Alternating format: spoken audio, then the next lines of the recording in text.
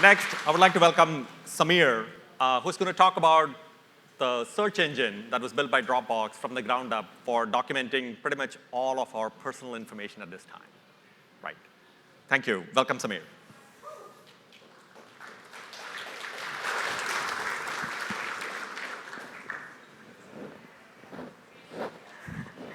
This is the old slide deck.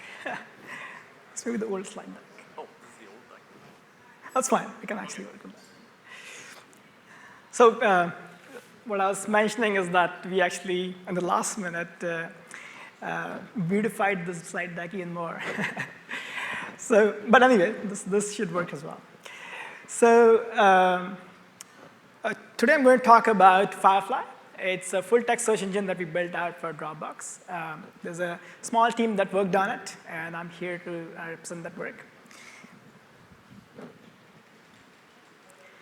So the way I've organized my talk, I'll be talking about motivation. I'll be talking about challenges in building out such a system. Then I'll be talking about the design of system. Then I'll be presenting some interesting stats, and I'll summarize.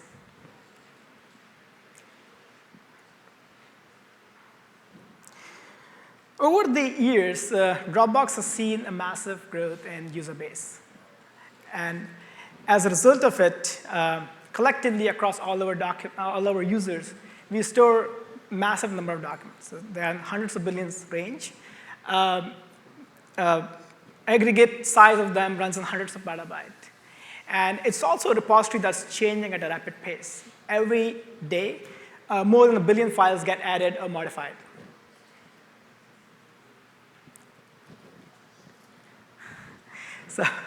So you should excuse this image because this is not supposed to be there. So it's actually my account, and you would see that I can go to Dropbox.com and see all my files and folder, and that's true for any user of Dropbox.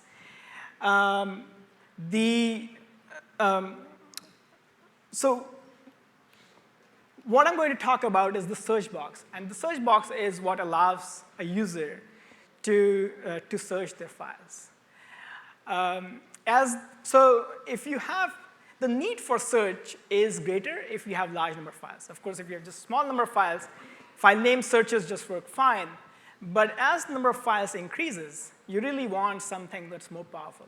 And that's the full text search. And here's what happens today with the system. If I type the query full text search, then I'll see results. Some results are file name searches, and some results are full text matches, like the third result here. You'll see that the full text search keywords don't appear in the file name. And it's coming from the system because there's a content match there. OK, so let's talk about when we thought about building out the search engine, we sat down and enumerated what challenges we would need to solve in order to do that. First and foremost was how we wanted to make sure that search maintains the property that Dropbox is a private space for our users. Right? We don't want a search of a user to span files and folders that he doesn't have access to. We want to restrict it only to the files and folders that he has access to. We want the system to be very scalable, and that's a major challenge. As I mentioned, we have hundreds of billions of documents, and we get 1 billion updates per day, which amounts to about 10,000 updates happening per second. And just to give you a sense of perspective, this is the scale at which web search engines like Google operate. So it's a massive, massive scale. This is the obvious challenge. This is the obvious thing. We obviously want it to be fast. And I mentioned some percentile number, but really the way to think about it is that this is a user-facing service. And we don't want it to be just fast. We want it to be fast consistently.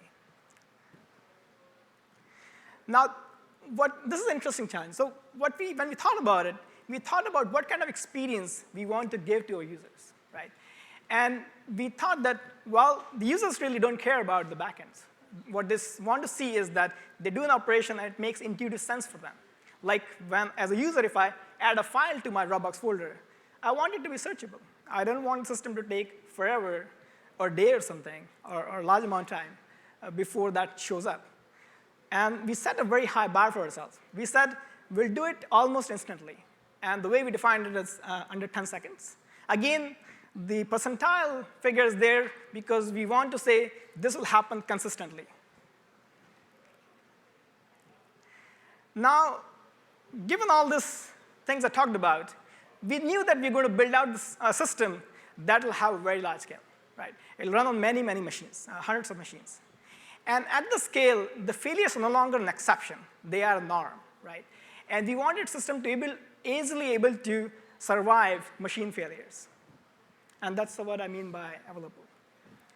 So just to recap, we want the system to be private, scalable, fast, fresh, and available.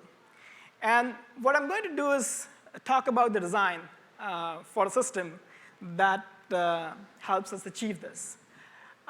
Before I go into that, we also took the time to actually think about why not just use an open source solution like SolarWinds or Elasticsearch.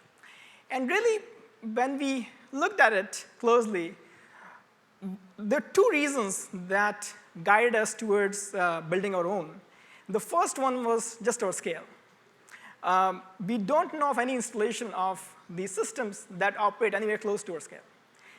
And also, we thought of that when we build out the system, it will be a strategic investment for us. Because search these days is a table stakes, right? Every user expects search to be there. And having this hardware, the infrastructure for it, will allow us to power searches on many different parts in Dropbox. So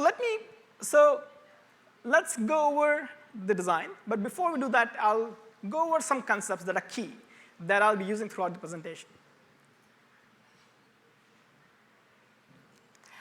So let's say that user has these two documents that in the Dropbox, and we would like to index it.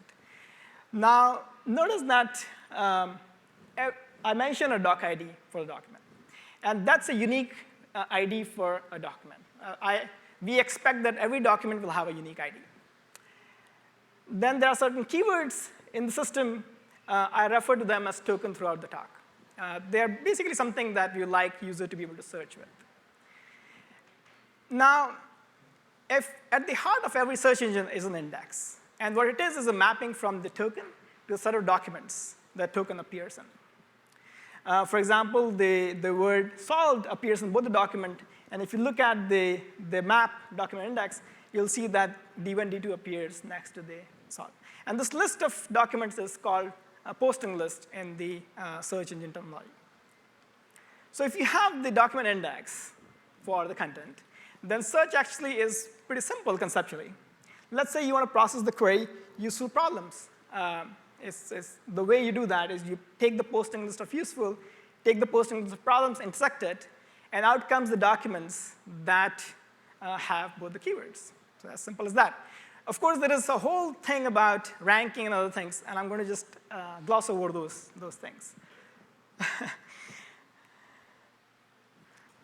Then there is a concept of index mutation. It's how we represent changes to a document. So let's say that at a certain point, I have this document, and there's a corresponding index for it. And what I did was I went and changed one word in the document. Now, what has to happen is that in order to reflect this change in the index, you really have to go to the posting list for useful and remove D1 from there because it's no longer there. Then go to the posting list for critical and add D1 to that. And now the resulting index reflects the change the user made, right? And we represent this change as a mutation, right? So all it says is this is doc ID. It says the tokens added, tokens removed, and timestamp that happened. And we'll use this concept later on in the presentation.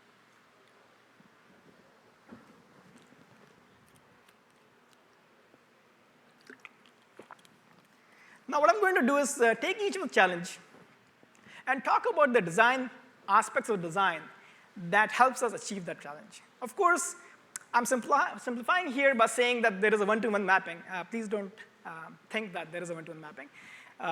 But this simplification hopefully will help to have a clear illustration of what's going on in the system.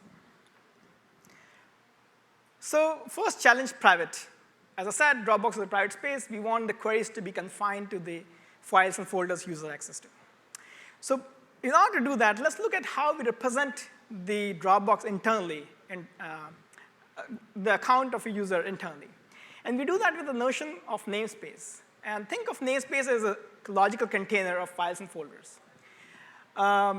So in this picture, user has 3 namespaces. It also happens to be a unit of sharing. For example, a popular thing that users do in Dropbox is that they share a folder. When you share a folder, it maps to a unique namespace. For example, NS3 here. It's shared across 2 users. So how do we use it? So what we're doing is we basically take these namespaces across all of users, and we shard them, right? So think of the shard at the bottom of the picture as buckets, and you have the hash, some standard sharding function. It's really a simple hash function. You take each namespace and you map it to one of the buckets, right? And what we do is we generate an index per shard. Now, if you have that system, then this is how we process a user's query. Let's say user typed the query San Francisco. We figured out the namespaces that the user has access to. We know that we keep that metadata in separate part system. We then figure out what shards these namespaces belong to. And then we run this query on those shards. So for example, here, the user has access to namespaces 0, 1, and 2. And we know that they're mapping to shard 0 and shard 2. We run the San Francisco query on those 2 shards, combine results, and give it out. So conceptually, it's pretty simple. And that's how we achieve the first challenge of making sure that user search is confined to the folders and files he has access to. OK, so now I'll talk about how we achieve scalability. This is the high-level bird's-eye view of the system. If you look at it from 30,000 feet perspective, you'll see 3 big components. There's a front end, there is a serving system, and there is an indexing system. The front end is what user interacts with. The serving system is the search engine. It basically is processing queries and returning results. And indexing system is the one that's processing documents. And these components talk to one another. So let's look at the serving system in a little more detail. If you zoom into it, you'll see a certain set of components there. Now, there is a component that I call leaf. It's really a mini search engine. Each leaf is responsible for processing searches over one index shard. And there is a one-to-one mapping. So one leaf serves one shard. Then there is a component called root. So the purpose of root is to basically talk to leaves and figure out which shards are being served by which leaf. It maintains that mapping. There is another component called serving state manager. And its job is to make sure that, given all the shards we have, there's at least one leaf that's serving each shard.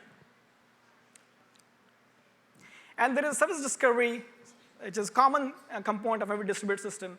That's how these components are discovering each other. So given the setup, how are we processing the query? So when a user issues a query, reaches the front end annotates the query with the namespaces. The root then applies the sharding function and figures out which shards these namespaces belong to. And then it knows the map. It looks at its internal map and figures out which leaves are serving those shards, and then sends the query to that, collects the results, returns it back to the front end. Front end then decorates the results and returns it back to the user. So this is how we are achieving scalability. What we're doing is we are taking the index and sharding it into small pieces. Then we have a cluster of machines working on processing queries on those pieces and returning results. So there is a whole whole cluster of system working on each query. And that's how we basically make it scalable and fast.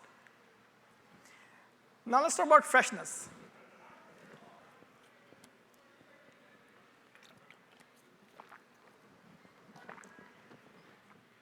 So as I mentioned, the idea here is to basically make sure that when user adds a file or edits a file, then that's reflected very quickly in the index.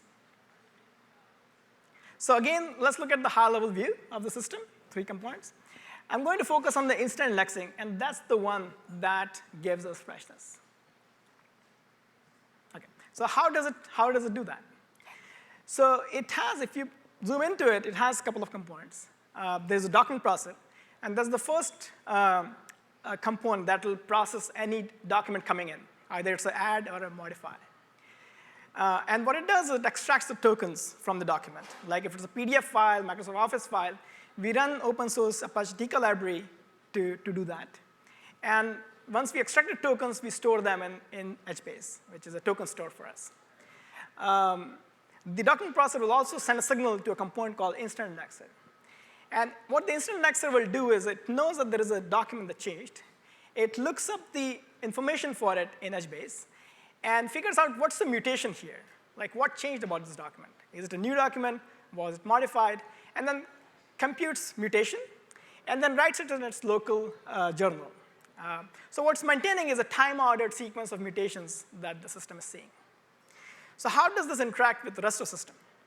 So we have a serving system here. And serving system, as I mentioned, there are a couple of parts, but part here that's relevant is the leaf. I mentioned that leaf is serving one shard. So what it does is it constantly polls instant indexer for, do you have any mutation for the shard to the instant indexer? So what happens is that if you look through the pipeline now, again, document comes in, goes to the document processor, which extracts tokens, pings instant indexer, which generates the mutation, and the leaf polls it for mutation that applies an index. And that gives us a very fast path to updating the index, and that's what makes it fresh. Okay, let's talk about the availability. So again, the high-level view.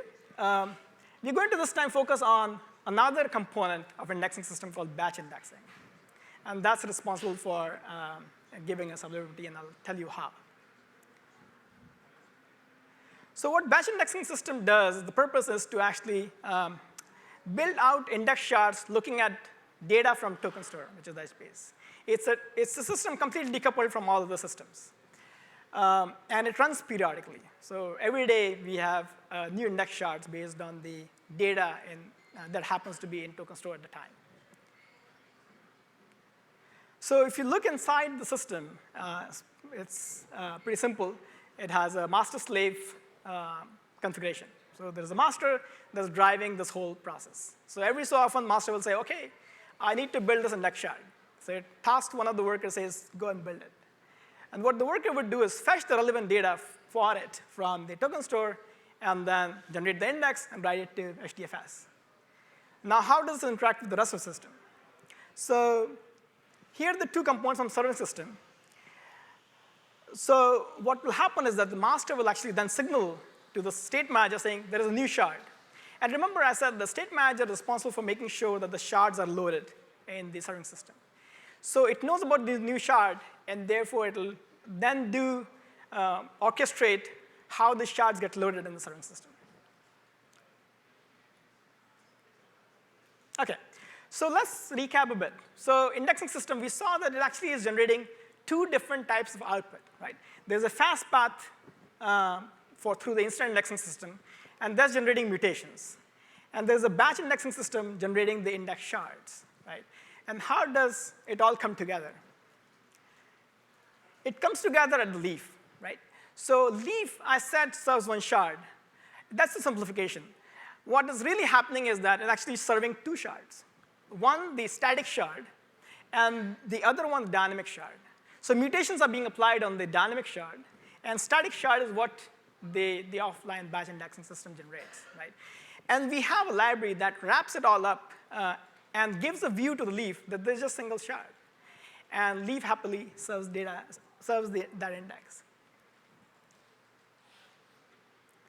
So now, how does this give us resilience? So let's look at the view of the serving state, serving system on your right side. So you have some leaf at some point that's serving a shard. And let's say that goes down. What happens is that the service discovery will notify the state manager that you have lost one leaf. Now, there are spare leaves in the system. They're always there. And what the serving state manager will say, okay, pick up one of the spare leaf and task it to load that shard. And that operation basically involves leaf fetching that static index shard from that was generated by a batch indexing system. Then talking to instant index and saying, please allow me to replay all mutations that happened since the shard was built. And it does that. And when it has done that, it then tells the service discovery that I'm ready to serve the shard. And it works. So what we're doing is we're basically using the scheme to make sure that we can recover from machine failure quickly. And we can recover from single leaf failure as well as if the multiple machines die, like for example, if you have rack failure, which is not that uncommon, you can actually recover the state of system quite quickly.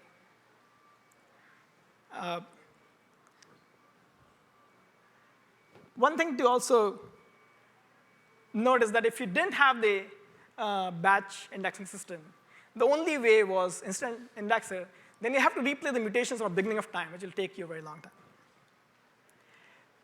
So to recap, I talked about 5 challenges, and I talked about various parts of the system that are helping us address those challenges. First was how to make sure that the user's query only spans his folders and files.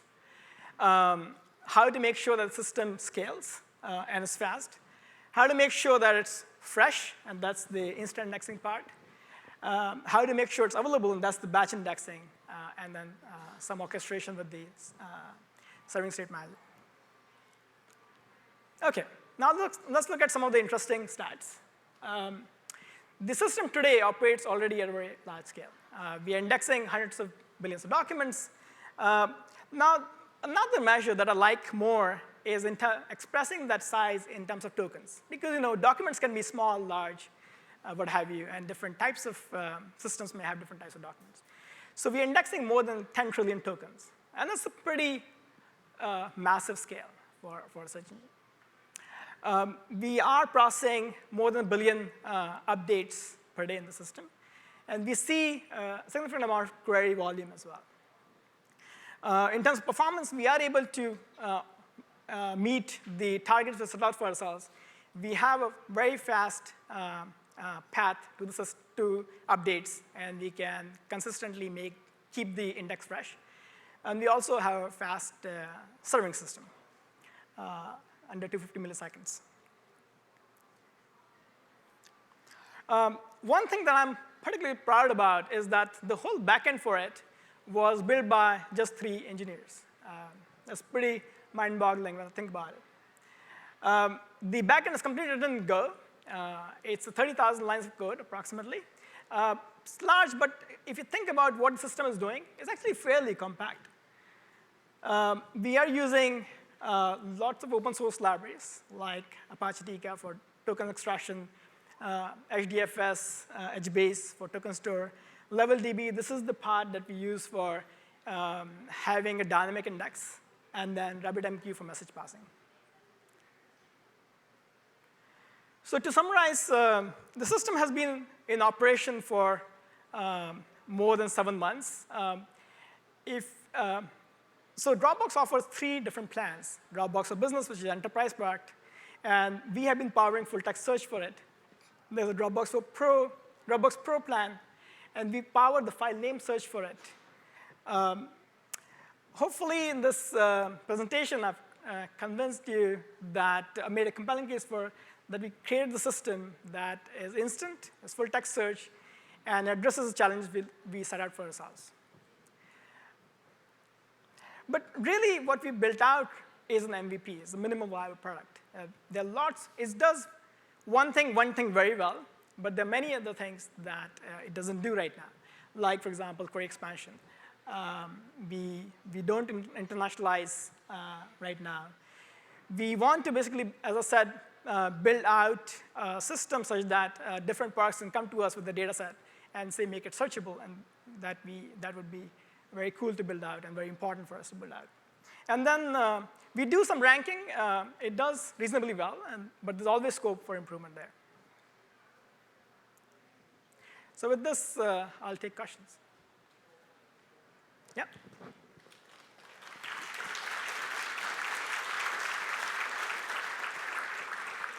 How do you handle document versioning, or do you at all?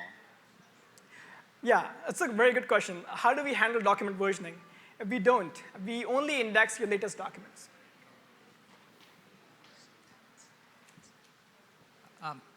Do you support phrase queries? That's a really good question. Actually, it's really important from a search engine capability perspective that you should be able to handle phrases.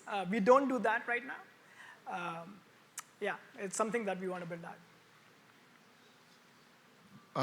So how do you handle dynamically resharding? So I assume you have users who all of a sudden will use a lot more space, and that namespace gets to be too big for a leaf or something like that. So do you have to break a user's space up into multiple namespaces? So that's a really good question. Actually, there are two parts to it. Let me address each part. So one was what happens when the user actually adds a lot of files. If you think about our shards, they're very large shards, right? So compared to that, what the user could add is tiny. So we won't need to change our system or reshard if user is adding tons of data in it. But there is the other issue of dynamic sharding, which is important. Like, for example, when we first launched, we launched for Dropbox for Business. And then we said, well, OK, let's scale it up to Dropbox Pro. Guess what? You have to change the number of shards now because there's a huge ramp up, right? And so we haven't implemented dynamic sharding. And the way we do that is basically currently we go through a set of manual steps to actually do that. We have to change our batch indexing system to generate more shards and stop master from notifying serving system until all the shards are ready.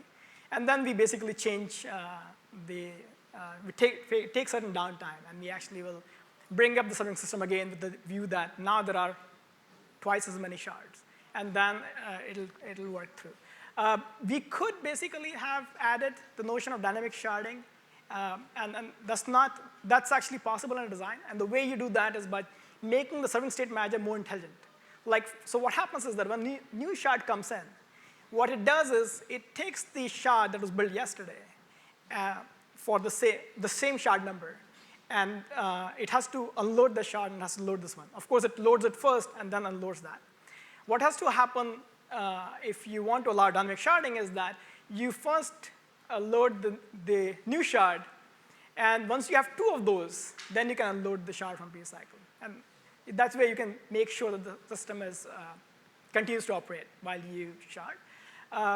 It's basically something that right now has happened only a couple of times, and therefore we are fine. The cost of basically building that out versus just doing it manually seems to weigh right now more towards just doing it manually, and at some point, we may want to add that feature. So does the system change the namespace of folder if you rename it or move it around? It's a really good point. So in some cases, it happens, and in some cases, it doesn't, and I'll tell you how. So if you just have your account, if you have a folder and you rename it, you continue to be in the same namespace. But if you take a folder and share it with somebody else, then it changes namespace because it was part of your namespace, one namespace first. But now we have to create this shared namespace. So we take out that folder into its own namespace, and then.